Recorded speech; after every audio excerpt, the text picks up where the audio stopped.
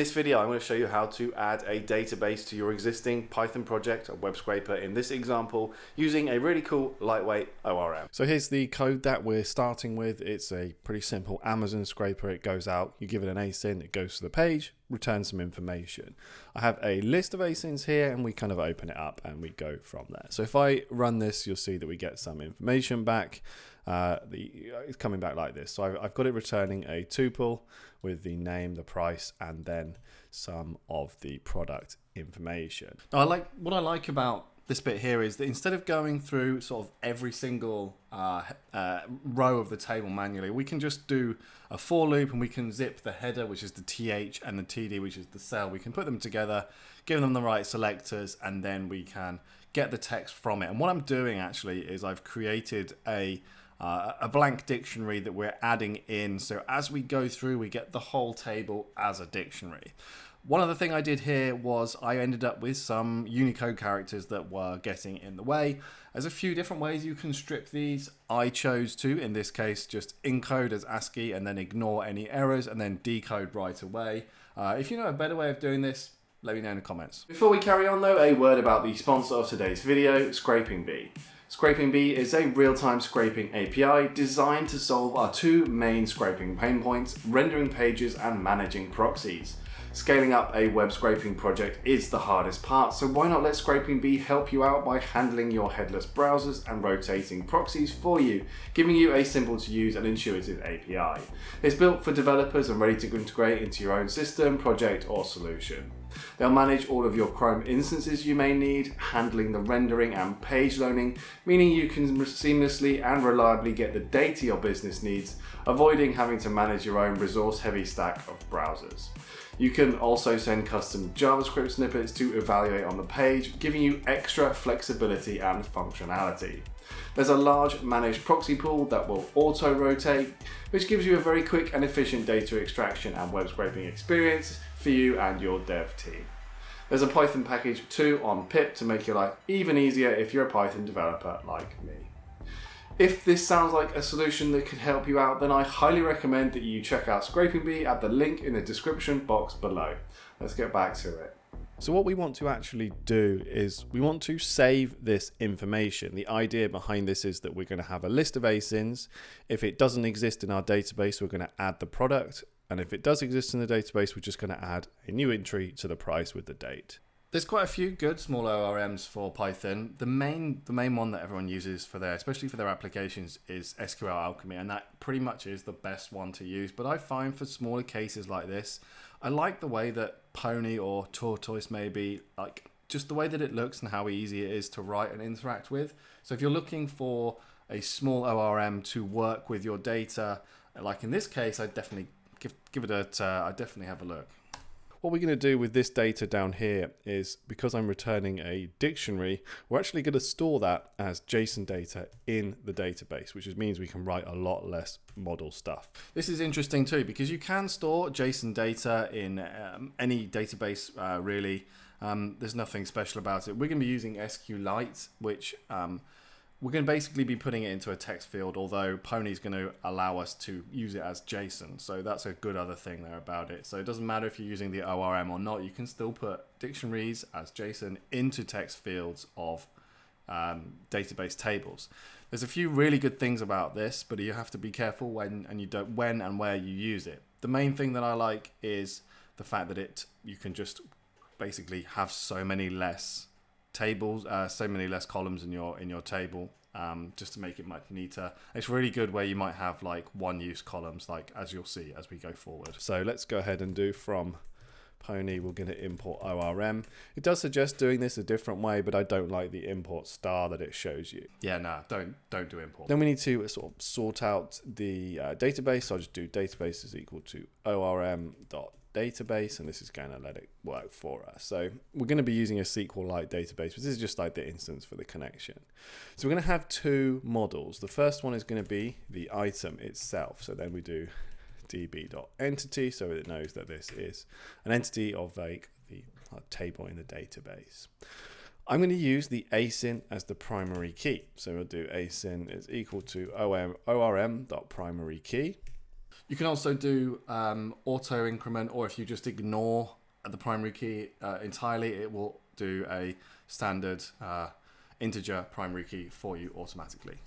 And this is going to be a string because the asyn is a string. It has characters, it has letters and numbers.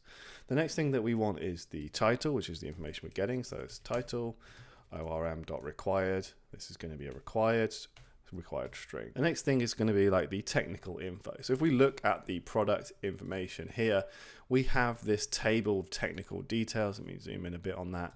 And you'll notice that these are different, obviously, for each product itself.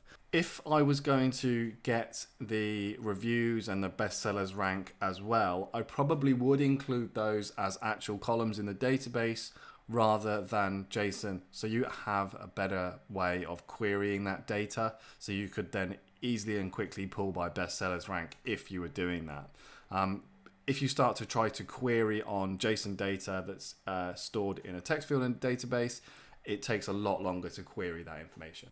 Because each product is obviously different, it has a different number of details, etc., etc. And that's why we're storing this in a dictionary, because we're going to use this and put it in as JSON. So we'll do technical info is going to be equal to orm.required, because this is going to be required. Actually, let's do optional because it might not be. It might not be there, so we'll do optional just in case a product that we have doesn't have any of that technical info, and we'll do orm.json with the capital J. So that's going to basically allow us to dump all of that dictionary into that one technical info bit, so we can pull it back when we actually want to query the data. And finally, we want to have our prices. So what I'm going to do is we're going to use the orm.set, which is basically going to allow us to have multiple instances of the price. And I'm doing it in quotes here because with Pony, if you put it in the quotes here, you can actually then define the price class entity, the table for it after you do the item one, and it'll just hook it all up together. So then we can have it here, class price. So this matches the name I've just put in there for prices in the set. So entity. And we want to have a date created for each of the entries because we want to be able to log the prices as we go. So when we get a new item, we get all the information and then we get the price. And then as we go and run this more and more times, we just pick up the price for that item at that specific time. So we're going to use, we'll have date created, and this is going to be orm.required, and this is going to be date time. So we need to import date time in here. So we'll do from date time, we'll import in date time. This will allow us to pass in a date time object into here. It's just going to give us a nice and easy timestamp so we can see that when we create that price entry, that it is specific to that time. So when you run the code like every day at a specific time, you get it and you can see, and you can then compare the prices as time goes. Because this is SQLite, this I think it does get stored as text, but I think the ORM does correct it for us and do all the dirty work for us. Probably should have looked that up. Now we need a value. This is going to be the actual value of the price. So again, orm.required. I'm going to store this as a string because I'm going to leave the currency symbol attached, etc. I generally do this and then work with the data afterwards by stripping and working it out that way, but you can use decimal here if you wanted to store it as a decimal number, which means you could then query against the price itself. But I'm not going to do that in this case. But if you do that, you just need to make sure you import decimal in. Don't use a float for prices. It's the way it averages out and everything doesn't work properly. And then finally, I'm going to have my asyn, which is going to link back to the item.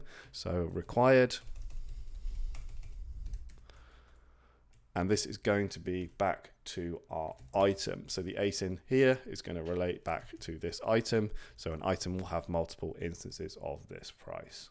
This is one reason why I quite like this ORM. It's pretty neat, although it does hide a lot of the stuff from you and does a bit of magic maybe. It's pretty neat and easy to write these out, especially using the the trick of putting a dictionary as JSON directly into one of the columns itself. Now we just need to do a couple of things to get the database to work.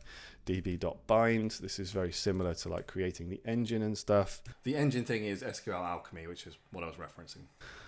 Provider is going to be SQLite. SQLite is fine for stuff like this. I quite like it because it's just really easy to use in this instance. And we'll have database.SQLite. Doesn't really matter what you call your database. You can call it whatever you like. And we'll have create db is equal to true because we want to create it if it doesn't exist. And likewise with the table, we'll do db.generate mapping.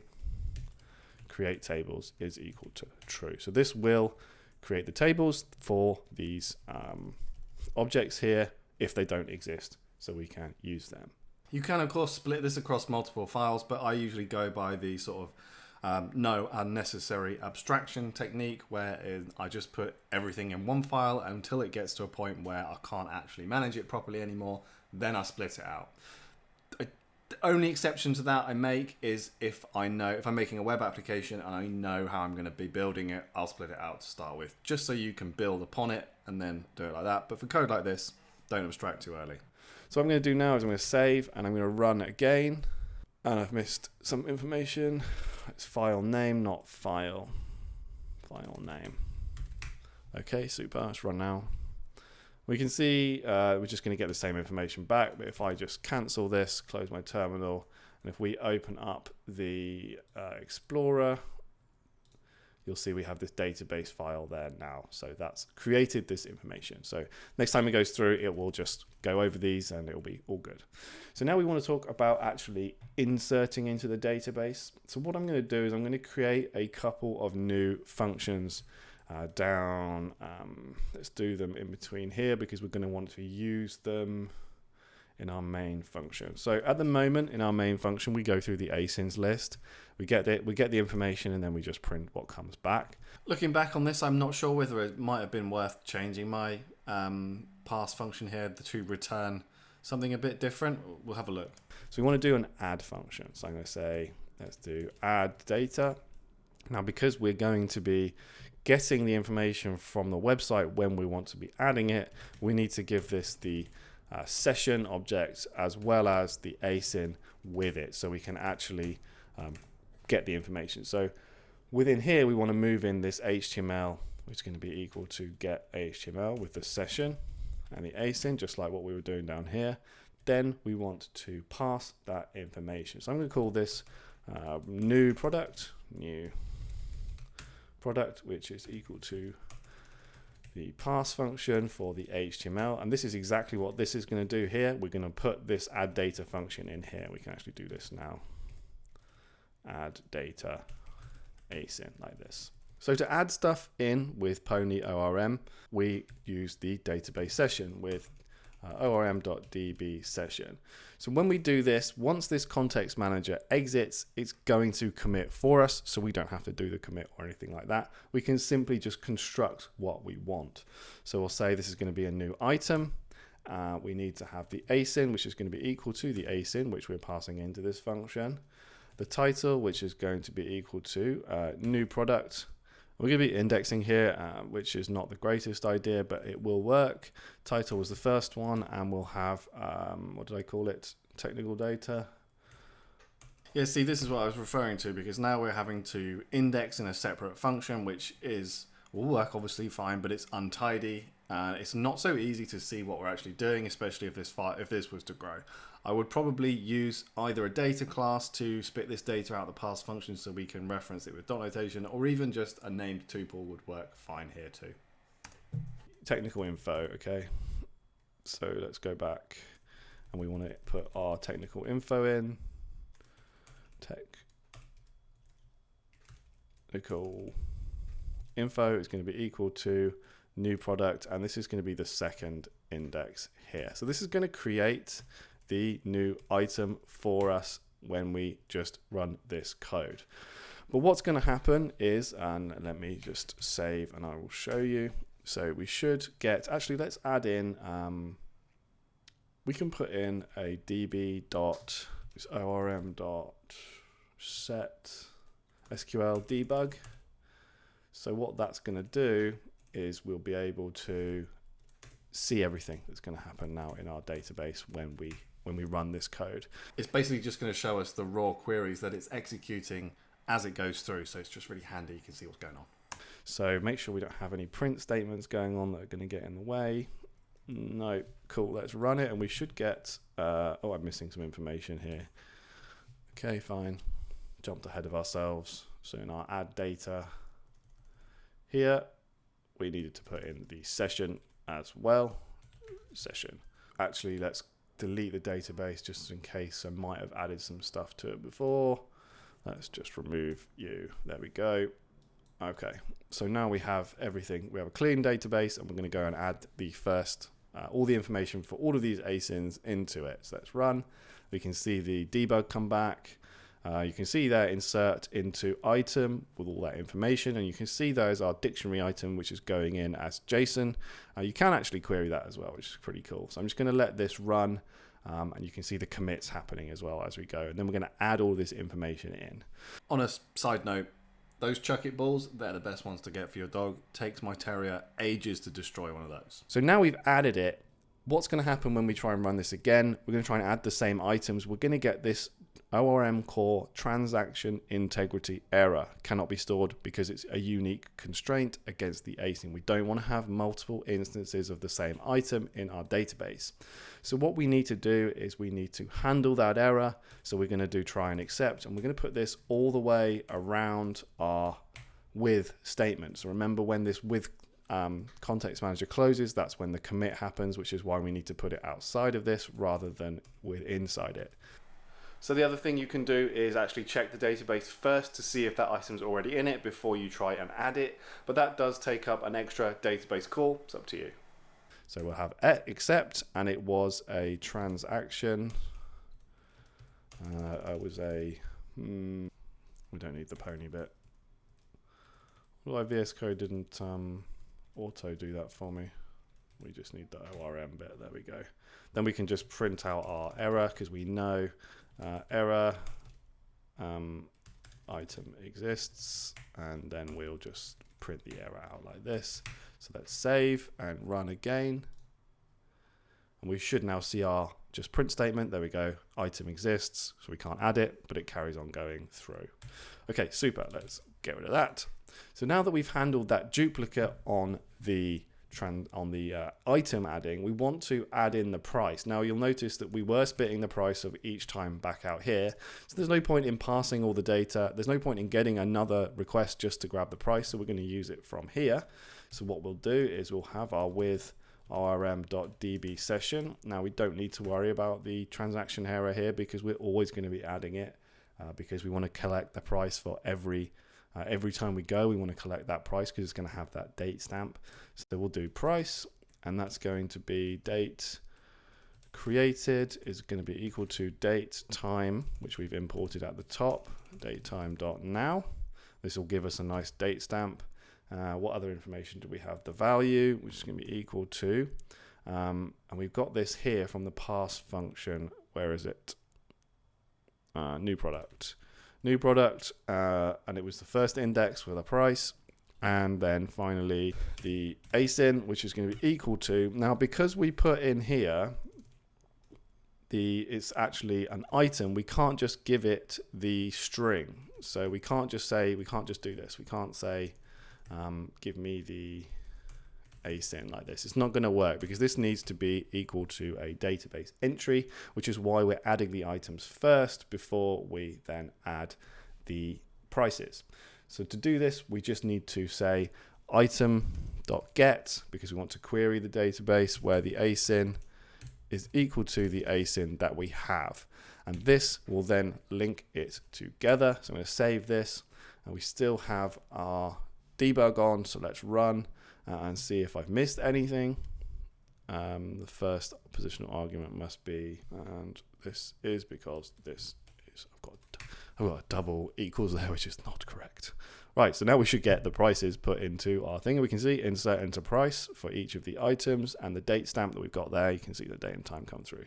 Looking back on this, because of the way we're handling the error for adding the item, we've probably left in a case here where we could fail to add the item and then fail to add the price because it doesn't exist. So this would probably benefit from being tweaked a little bit. So this is basically just going to add the new price every time we go through, and we'll have all this information in our database. I'm just going to let this finish. So let's actually check the database. I can't think to make this bigger, but you can see we have the tables, the item and the price, and this one is linked. If I go browse data item, here it is. Here's the name, and there is the JSON data that we're storing here in the text fields. If we go to price, we have the prices for each of the ASIN and the date that they were added in. Looks like I was wrong about the JSON in the text. It did have JSON as the column type, so there you go. So we can just run this again. We're going to get the same prices, obviously, because it won't have, unlikely to have changed in the last minute, but we'll add in some more information here. We'll do it a couple of times just so we get some more stuff going. Do it once more. I know it's going to be the same information, but that's important, so I can show you something. There we go. Cool. So now we've got some data added in, and we can see how it's going to work. We want to be able to actually read this data back. We want to know, we can be able to see what's going on. And to do that, we create a new function. I'm going to say read data. And I'm going to give it the ASIN because we're going to be querying per product for the prices. Let's say we want, give me all the prices within all the price entries for this specific item. So again, we need to use the session because every time we interact with our database, we need to use database session. I'm going to say that our item is going to be equal to the item.get. This is coming from our database. We obviously need to get the item first so we can then query it with the next query for the prices. We can't just ask for it with an ASIN because ASIN is linked to the main item. We don't need to do that. We can just reference it with the square bracket. So that's going to say get the item with this primary key, and because we've used the ASIN as the primary key, this will work well for us. Now we want to get all the prices. So let's say prices is equal to, we need to do a select statement here. So we're going to do orm.select. I'm going to do P for P in price if p.asin is equal to the item that we have just created. Now I'm doing this because we're basically selecting the item and then we're getting all the prices that match to it there. And now we can just loop back through this because this prices is going to be a list of information that's come back. So we can do for price in prices. Let's print out the item.asin so we know which product we're looking at. You can also have the item.title, and then we'll have price.date. Let's just have price.value. I'll show you what this looks like. So let's go to our main function. Let's comment out the add, and let's do read for the ASIN. And we don't need to print because the print's within the function, so we can just save and run. Okay, so I'm going to remove the debug thing for the moment because it's just making it a bit more confusing. Run. So you can see here we have an entry. So here it is. You can see that's 3 times we've run that, and that's the price for that one. You can see that's just across double lines, etc., etc., etc., like that. So you can see that we're all there. Now what this is if you didn't do it this way, if you just asked for, let's say, the prices, because it's a set, you'll actually get that data back as a set. So it'll be like, hey, there's 3 entries of the same thing. We can add in, let's remove the title. Let's say we don't need that for the moment. It's making it all a bit long. We'll have the price.date created. I don't know why my autocorrect is not working. And let's save, run again. Oh, date create. Date created. There we go. Run. There we go. So we can see now, here's the ASIN, and here's the date, and here is the price. So all you need to do is, if you wanted to, is to put this on a server somewhere or run it on your machine every day with the add data in here. And every time you add a new ASIN in, we'll do that. We'll just see that it'll add a new product in. Let's grab, this one will do. Let's grab that ASIN. Let's stick that one at the bottom. There we go. Save. Let's come back here, and we need to redo our add data, and we'll read after we add. Hit go. I've taken away the debug, so we're not going to see any information there. But you can see that we are adding the product if it exists. If it doesn't, then we're doing the read, so we're getting all the information for the prices that we asked for back. And when we get to the last one, you'll see that we're actually adding it in. And I've taken away the add, so you can't see a line here because we don't have the error. So I'd probably put something there. But there's the new product and at £93.99 there. So that's a pretty neat way to do this. Quite simple to add in a database here just with these few lines using the orm.json for all of the extra information, so we don't have to create loads of table, columns, and rows.